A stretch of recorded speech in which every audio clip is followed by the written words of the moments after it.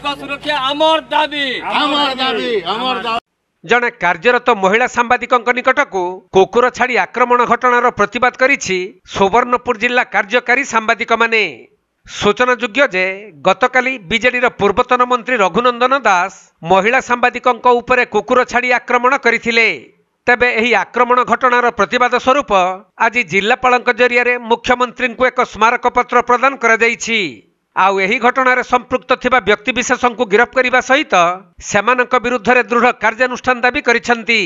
एथिसहित राज्य में सांबादिक मानक सुरक्षा निमंते स्वतंत्र आईन लागू करने पई जिलार समस्त कार्यरत सांबादिक माने दाबी उपस्थापन करिसेंती। निश्चित भाव में आपने जानी गला काली भुवनेश्वर में जड़े कर्तव्यरत सांबादिक सेटा भी जड़े महिला सांबादिक को जेन प्रकार आक्रमण कराला पूर्वतन बीजेडी जड़े मंत्री बासभवन में कुकुर छाड़ी दिया जेन प्रकार कराला निश्चित भाव में यहाँ गोटे हीन मानसिकता बोलिक कहीपरमा आम एवं जड़े कर्तव्यरत सांबादिक के जेन प्रकार आक्रमण कराला सोनपुर जिला कार्यरत सांबादिक मैंने ये दृढ़ भाव में निंदा करुँ एवं ई घटना के लेकर आम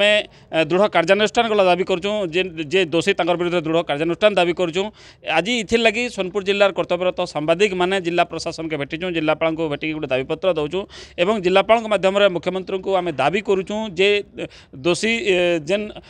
व्यक्ति एभलिया गोटे कार्य कले जन कर्तव्यरत महिला सांबादिकों उपर जेन प्रकार आक्रमण कराला ताकर भितर विरुद्ध रे दृढ़ कार्यानुष्ठान निया जाऊ एवं आपण माने जानिथिबे विभिन्न समय जेतेबेले सांबादिक माने कर्तव्यरत सांबादिक मानकर उपर आक्रमण होबाटा अनेक नजर रही जेन थी लगी नहीं राज्यर विभिन्न गणमाध्यम प्रतिनिधि कहून गणमाध्यम संगठन कहून समस्ते बारंबार दाबी कर सरकार पाखे जे सामाजिक सांबादिक सुरक्षा आईन लागू करा जाऊ तो अंतत पक्षे आम जो सरकार परिवर्तन होइछे ओडिशा रे आम दाबी करमु सरकार पाखे अनुरोध गला करमु माननीय मुख्यमंत्री पाखे जे जेन सांबादिक सुरक्षा आईन तुरंत प्रणयन करा जाऊ जार द्वारा जेन सांबादिक माने कर्तव्यरत सांबादिक माने फील्ड रे काम करछन समान अंतत पक्षे सुरक्षित भाव में कार्य निर्वाह करें एवं ई घटना के लेकर आम दृढ़ भाव में निंदा कर दृढ़ कार्यानुष्ठान दाबी करुँ।